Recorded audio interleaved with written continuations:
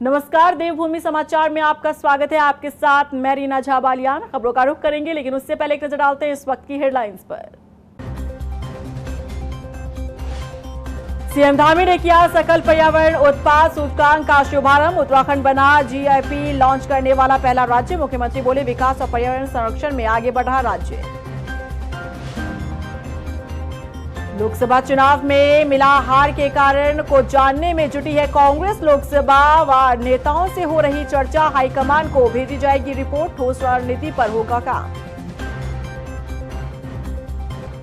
राजधानी दून में बन रहे शरीर धाम को लेकर हुआ बड़ा खुलासा। निर्माण कार्यों में करोड़ों का घोटाला। शहीदों की मिट्टी में भी कमीशन का खेल।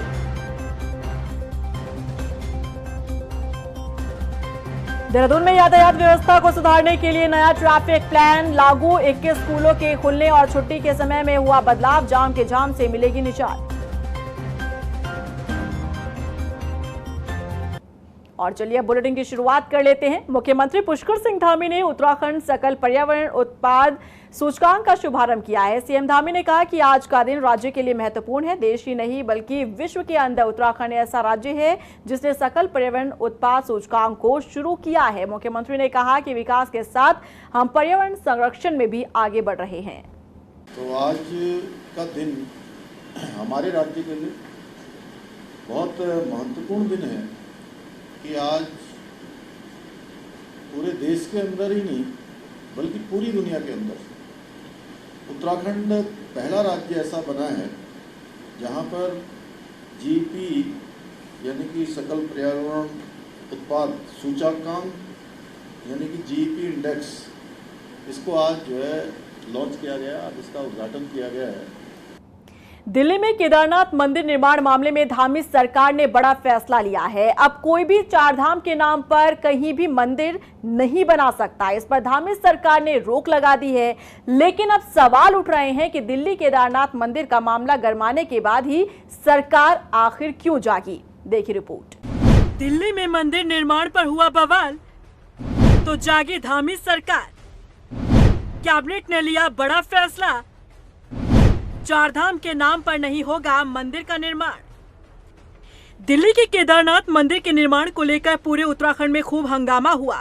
विपक्ष से लेकर तीर्थ पुरोहितों ने धरना प्रदर्शन किया। साधु संतों ने भी इस पर नाराजगी जाहिर की। तो प्रदेश की धामी सरकार जागी और इस मामले में बड़ा फैसला ले लिया। धामी कैबिनेट ने फैसला लिया कि चारधाम के नाम पर ना तो कोई ट्रस्ट बनेगा और ना ही कोई मंदिर, और यदि ऐसा होता है तो सरकार इसके लिए कड़े विधिक प्रावधान लागू करेगी। लेकिन सरकार के इस फैसले के बाद सवाल खड़े हो रहे हैं कि दिल्ली में जो केदारनाथ मंदिर के नाम पर ट्रस्ट बना दिया गया है, आखिर अब उसका क्या होगा। साथ ही दिल्ली के बाद तेलंगाना में भी केदारनाथ मंदिर के नाम पर भूमि पूजन की खबर सामने आ रही है। क्या सरकार इन तमाम मामलों में हस्तक्षेप करेगी। साथ ही कहा यह भी जा रहा है कि दिल्ली में केदारनाथ मंदिर निर्माण को लेकर जब खूब हंगामा खड़ा हुआ तब सरकार ने मामले का संज्ञान लिया। यदि तीर्थ पुरोहित शांत रहते तो दिल्ली में इसी नाम से मंदिर का बनना तय था। देखिए, मैं प्रारंभ से कहता हूं कि इस देवभूमि के देवतुल्य स्वरूप को बनाए रखने के लिए पुष्कर सिंह धामी जी का जो योगदान है वो सदैव यहाँ की जनता याद करेगी। कल का ऐतिहासिक निर्णय हुआ है। मंदिर बनने पे कहीं रोक टोक नहीं। श्रद्धा के हिसाब से हर व्यक्ति अपना मंदिर, अपने आराध्य देव का मंदिर बना सकता है। लेकिन क्योंकि उत्तराखंड के चार धाम, बद्रीनाथ धाम, केदारनाथ धाम, गंगोत्री धाम, यमुनोत्री धाम, इस धाम के नाम पर धाम जोड़ते हुए मंदिर के नाम पर जो कल कैबिनेट ने निर्णय लिया है कि इस प्रकार की अनुमति किसी को नहीं दी जाएगी, मैं इस निर्णय का स्वागत करता। देखिए, जैसे मैंने पूर्व में भी कहा था कि हमारे पास इस प्रकार के कुछ शिकायतें पूर्व में भी आई थी कि केदारनाथ अथवा बद्रीनाथ धाम के नाम का उपयोग उनके फोटो, वीडियो इत्यादि का व्यावसायिक या अन्य कारणों से या ट्रस्ट या संस्था गठित करके चंदा एकत्र करने का कुछ लोग कोशिश में लगे रहते हैं और वो करते रहते हैं। तो इस प्रकार की शिकायतें आई थी। हम उनका विधिक परीक्षण करा ही रहते हैं। और माननीय मुख्यमंत्री, जब इस बीच ये प्रकरण आया दिल्ली में केदारनाथ मंदिर बनाने का, तो माननीय मुख्यमंत्री जी ने इस मामले का तत्काल संज्ञान लिया। और मैं माननीय मुख्यमंत्री जी का आभार भी व्यक्त करना चाहूँगा कि उन्होंने बहुत गंभीरता से इस विषय को लिया। और जो विगत दिवस जो कैबिनेट की बैठक हुई है, कैबिनेट की बैठक में इस पर विस्तार से चर्चा हुई है और कैबिनेट ने इस पर कानून बनाने के लिए, प्रावधान तय करने के लिए निर्णय लिया है। बता दें कि दिल्ली में बनने जा रहे केदारनाथ मंदिर का कुछ समय पहले ही मुख्यमंत्री पुष्कर सिंह धामी ने भूमि पूजन किया था, जिसके बाद से ही उत्तराखंड के साधु संत और तीर्थ पुरोहित लगातार विरोध करते रहे, जिसे देखते हुए प्रदेश की धार्मिक सरकार को ये फैसला लेना पड़ा। कैबिनेट में एक प्रस्ताव पारित किया गया, चारों धामों के नाम पर अब कोई मंदिर नहीं बनाया जा सकता। यह सुनकर ही मेरा मन बहुत प्रसन्न हुआ है। मैं माननीय मुख्यमंत्री जी का चारों धामों की ओर से हार्दिक धन्यवाद एवं स्वागत करता हूं। कल उन्होंने जो है कैबिनेट में बहुत अच्छा फैसला लिया है।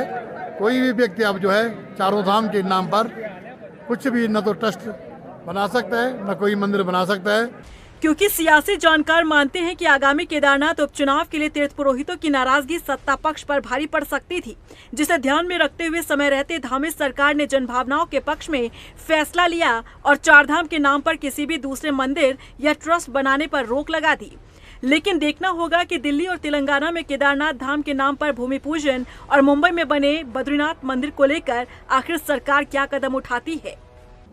हल्द्वानी में सांसद अजय भट्ट की अध्यक्षता में हुई बैठक में विधायक मोहन सिंह बिष्ट और डीएम के बीच तीखी बहस देखने को मिली। दरअसल गौला नदी में आपको बता दें कि चैनलाइजेशन को लेकर बहस हुई। विधायक ने बताया कि उनके क्षेत्र में बाढ़ का खतरा मंडरा रहा है, अधिकारी लापरवाह बने हैं। उधर डीएम ने कहा कि सीएम की आज्ञा का पालन करते हुए जरूरी कार्य किए जा रहे हैं। मामला बढ़ता देख सांसद अजय भट्ट ने हस्तक्षेप कर सिंचाई विभाग का यहाँ चैनलाइजेशन का काम करने के निर्देश दिए। छोट-मोट बातें होते रहती हैं, कहीं पर मैंने कहा ना कि मिसअंडरस्टैंडिंग रहती है, वो सुलझ जाती हैं। पारिवारिक बातें हैं, ऐसी बातें होती रहती हैं और उसके बाद जब सुलझ गई, देखिए कोई भी जनप्रतिनिधि हो, कोई भी अधिकारी हो, सबका लक्ष्य है कि जनता को अधिकात्मक हम अधिक से अधिक जो है उनकी सुख सुविधा का ध्यान रखें। इस तरह की दिक्कतें थी, विभागों में आपस में तालमेल न होने की वजह से ये सुरक्षा के कार्य, क्योंकि सरकार की ओर से पैसे की कोई कमी नहीं है। माननीय मुख्यमंत्री जी ने अभी आप लोगों ने जानकारी ली होगी 10-10 करोड़ एक जिले के और दे दिया है कि किसी भी प्रकार से आपदा कार्यों में, राहत कार्यों में जो बाढ़ सुरक्षा के कार्य हैं उनमें कोताही न बरतें।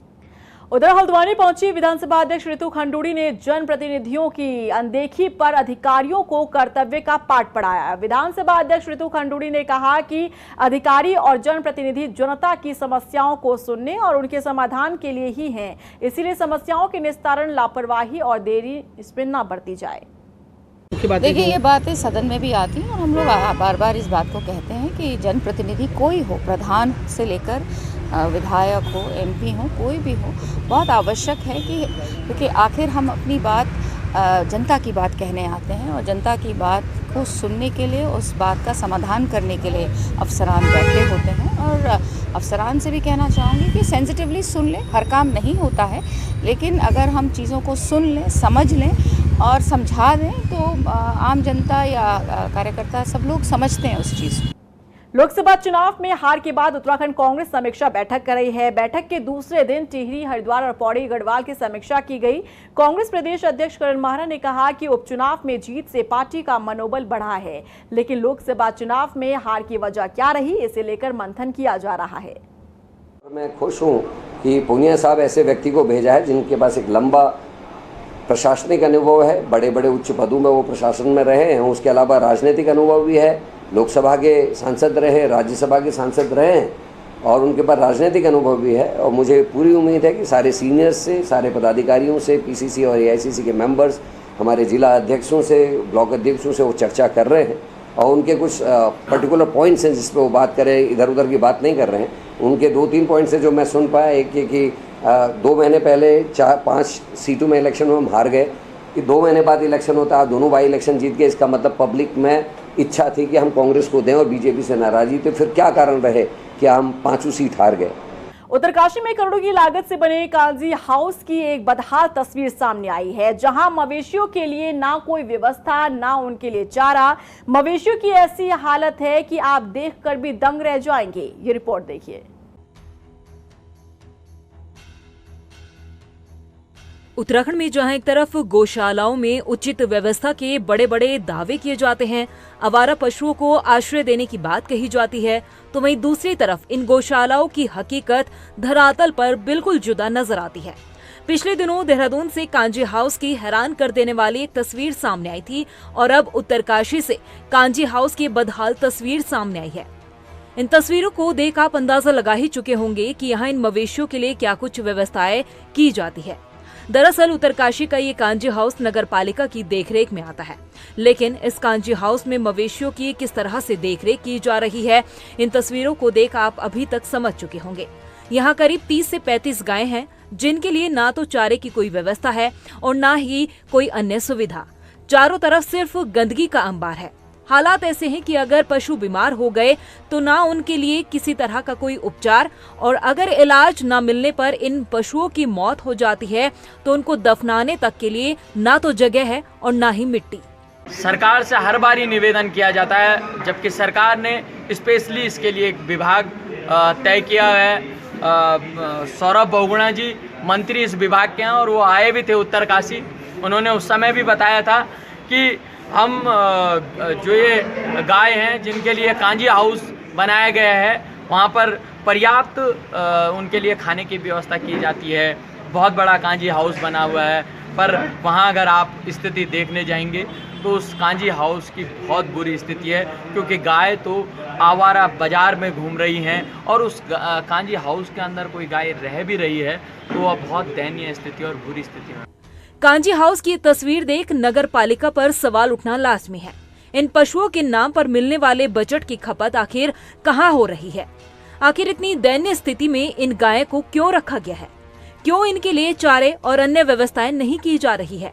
हिंदू धर्म में गाय को माता का दर्जा दिया गया है, फिर क्यों गायों की ऐसी दुर्दशा की जा रही है? इन तमाम सवालों के साथ उन दावों की भी पोल खुल जाती है जो सरकार की तरफ से किए जाते हैं, लेकिन दावे और प्रशासन की लापरवाही का खामियाजा इन बेजुबान जानवरों को भुगतना पड़ रहा है। रुद्रपुर पहुंचे कुमाऊं कमिश्नर दीपक रावत ने निर्माणाधीन रुद्रपुर बाईपास का स्थलीय निरीक्षण किया। इस दौरान उन्होंने निर्माण कार्य कर रही कार्यदायी संस्था NHAI के अधिकारियों को गुणवत्ता का खास ध्यान रखने के लिए कहा। बता दें कि NHAI रुद्रपुर से नैनीताल को जोड़ने के लिए करीब 20.64 किलोमीटर लंबा बाईपास का निर्माण कर रही है और इसकी लागत 1152 करोड़ रुपए है। कहा जा रहा है कि निर्माण कार्य जुलाई 2026 तक पूरा हो जाएगा। एक तो ये बताना चाहूँगा कि ये रिकॉर्ड टाइम में कंप्लीट हुई है और बहुत से प्रोजेक्ट्स मैंने देखे हैं, इतनी जल्दी ये काम कभी नहीं हुआ है। तो इसमें तो जो एडमिनिस्ट्रेशन है, SLO हैं, DM साहब हैं, ये बधाई के पात्र हैं। सेकेंडली इससे मल्टीपल लोगों को फ़ायदे होने वाले हैं, चाहे जो टूरिस्ट नैनीताल जाएंगे, सिडकुल में आने वाले वाहन होंगे या फिर अन्य लोग जो किच्छा सितारगंज से जाते हैं। मल्टीपल बेनिफिट्स इस प्रोजेक्ट के हैं। इसमें थोड़ा बहुत मामूली अड़चनें मुझे लगता है प्रोजेक्ट के 1-2% एरिया में होंगी, उनको भी हम लोग जल्दी दूर करें।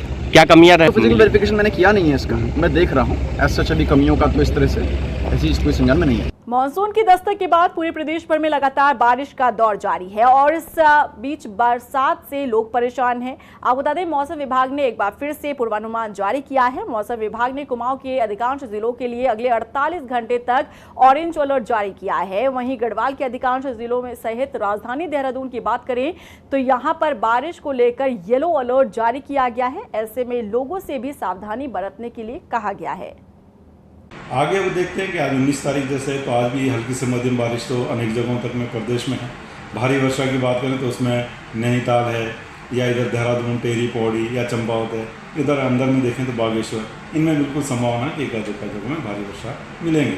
बाकी जगह मैं कहूँगा कि हाँ, हल्की से मध्यम बारिश अनेक जगहों तक में वो रहने वाली है। कल जब आप 20 तारीख को जा रहे हैं तो बारिश की जो एक्टिविटी है वो बढ़ेगी। 20 और 21 तारीख में अगर बात करूं जुलाई की तो उसमें आप देखेंगे कि ज़्यादातर जगहों में बारिश रहेगी हल्की से मध्यम। और जब भारी से बहुत भारी वर्षा की बात करते हैं तो उसमें आप ये देखेंगे कि जो आपका नैनीताल, चंपावत, उधम सिंह नगर है तो इनमें भारी से बहुत भारी वर्षा की संभावना कल और परसों में है। तो इसके लिए हमने ऑरेंज अलर्ट उसको रखा, ऑरेंज वार्निंग में उसको रखा गया है। तो 2 दिन जो है मैं कहूँगा इन डिस्ट्रिक्ट में ज़्यादा एक्टिविटी रहेगी। भारी से बहुत भारी वर्षा भी वो कहीं कहीं पर दिखेगी, मिलेगी इनमें। उधर मसूरी में लगातार हो रही बारिश की वजह से बरसात का पानी नालियों की बजाय सड़कों पर बह रहा है। इस वजह से राहगीरों को चलने में काफी दिक्कतों का सामना करना पड़ रहा है।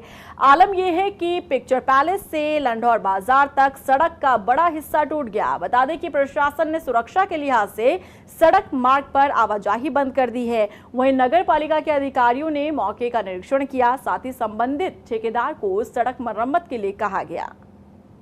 देखिए, ये बात सही है कि यहाँ पर ये जो रोड है काफ़ी लंबे समय से धंस रही थी और इसकी संज्ञान जो है प्रशासन को था। तो मैं मानता हूँ कि समय रहते यदि इस पर जो है इसका ट्रीटमेंट किया जाता तो आज ये इतना बड़ा पुस्ता यहाँ पे नहीं गिरता और जिससे लोगों को बहुत परेशानी हो रही है। मैंने माननीय मंत्री और क्षेत्रीय विधायक श्रीमान गणेश जोशी से बात की है। उन्होंने अधिकारियों को निर्देशित किया है कि अतिशीघ्र उसका काम शुरू किया जाए और मैं मानता हूँ कि जिस तरह से शासन प्रशासन मुस्तैद है। आप देखते हैं कि आपदा का टाइम है और आपदा में अचानक चीज़ें होती रहती हैं, लेकिन सरकार जहाँ पर भी आपदा आ रही है उसको जो है अतिशीघ्र उस पर जो है काम शुरू कर रही है। उधर पौड़ी के बीरोखाल ब्लॉक में जंगली मशरूम खाने से 8 मजदूरों की तबीयत बिगड़ गई। बताया जा रहा है कि यहां फर्सवाड़ी क्षेत्र में मजदूरी कर रहे मजदूरों ने जंगल से मशरूम खाया और जिसे खाने के बाद उन्हें पेट में दर्द और उल्टी शुरू हो गई। आनंद फानन में मजदूरों को सामुदायिक स्वास्थ्य केंद्र में भर्ती कराया गया। फिलहाल सभी की हालत ठीक बताई जा रही है। फरसाड़ी हमारा क्षेत्र, तो वहाँ पे कुछ लोग मजदूर काम कर रहे थे, तो 8 लोग उनमें से ऐसे थे जिन्होंने मशरूम कहीं से जंगल से तोड़ करके और खाया सुबह बना करके। उसके बाद उनको अचानक उल्टी, दर्द, सिर में दर्द, उनका बीपी बढ़ गया, बेचैनी हुई। तब उनको CSC हमारे बीरोखाल ले करके आए थे। वहाँ उन सभी का इलाज किया गया, 2-3 तो डिस्चार्ज हो गया। अभी सबकी स्थिति सब खतरे से बाहर है। वहीं रुद्रपुर में CBSE बोर्ड की इम्प्रूवमेंट परीक्षा आज से शुरू हो गई है। साल 2024 में CBSE बोर्ड परीक्षा में 1 या 2 विषय में असफल रहे छात्र छात्राओं को अंक सुधारने का मौका दिया जा रहा है।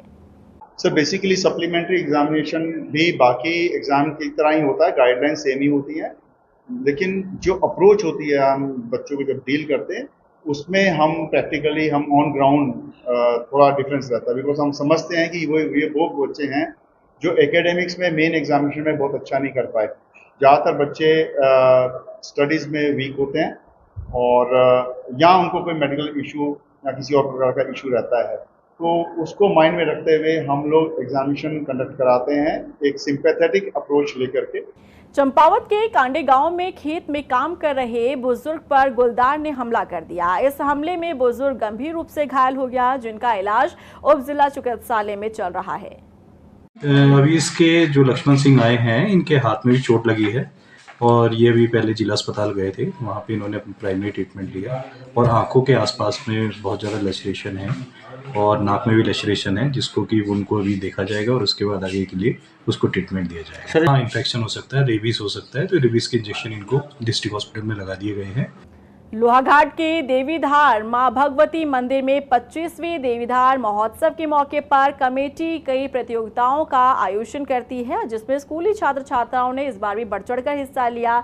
इस मौके पर कमेटी अध्यक्ष जीवन मेहता ने बताया कि इस साल महोत्सव में अलग अलग खेल, सांस्कृतिक और शैक्षणिक प्रतियोगिताएं आयोजित की गई। देवी महोत्सव देवधार को इस बार जयंती का रूप दिया गया है और इस बार हम तृतीय दिवस से प्रवेश कर रहे हैं, जहाँ विभिन्न विधानों की शैक्षिक प्रतियोगिता, फुटबॉल, कैरम, वॉलीबॉल प्रतियोगिता के साथ चित्रकला और निबंध प्रतियोगिता यहाँ पर चल रही है।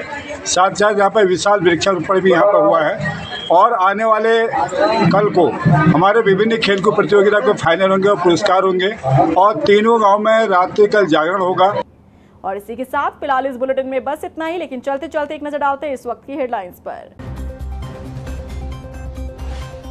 सीएम धामी ने किया सकल पर्यावरण उत्पाद सूचकांक का शुभारंभ। उत्तराखंड बना GIP लॉन्च करने वाला पहला राज्य। मुख्यमंत्री बोले विकास और पर्यावरण संरक्षण में आगे बढ़ रहा राज्य।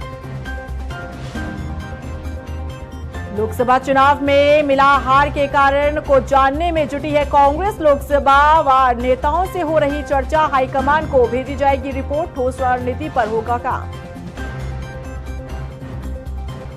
राजधानी दून में बन रहे शरीधाम को लेकर हुआ बड़ा खुलासा। निर्माण कार्यों में करोड़ों का घोटाला, शहीदों की मिट्टी में भी कमीशन का खेल।